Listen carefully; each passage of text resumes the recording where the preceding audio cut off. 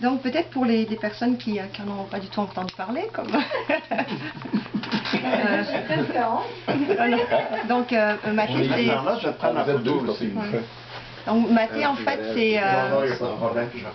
c'est l'histoire d'une recherche. C'est une femme, Mali, qui habite à Londres. Elle a quitté Montréal à la mort de son fils. Son fils est mort quand il était tout jeune d'un accident. Elle a quitté Montréal, elle est partie donc à Londres pour enseigner.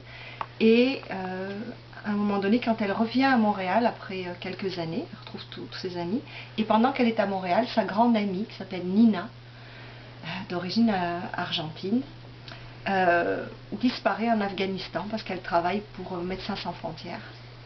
Et elle disparaît, et Mali, qui n'a plus rien à perdre dans la vie, part à sa recherche.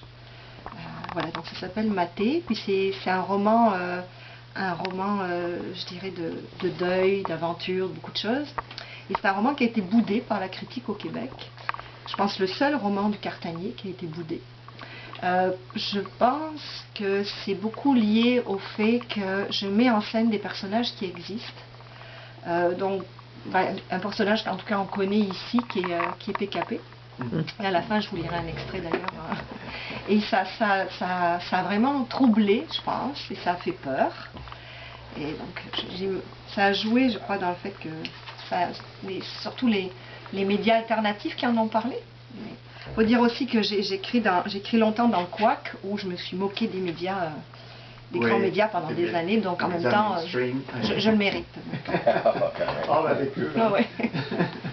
Donc ça commence avec Mali, c'est le début du roman, qui raconte donc son retour à Montréal.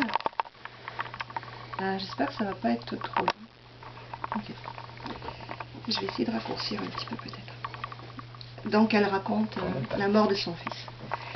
Ce 25 mai maudit, debout sur la fenêtre, mon fils avait crié « Maman ».